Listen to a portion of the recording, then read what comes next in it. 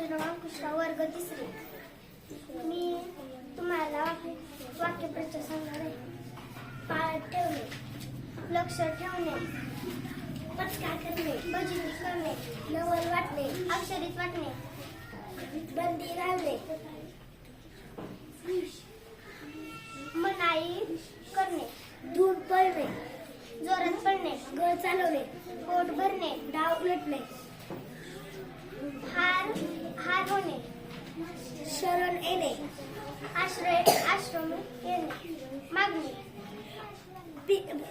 मान डोलावणे, होय म्हणणे, टिंगा घालणे, गोल भिंगणे, स्वार होणे, बसणे, बेदरून जाणे, घाबरणे, आराम करणे, विश्रांती घेणे, रान नसणे, अर्थ नसणे,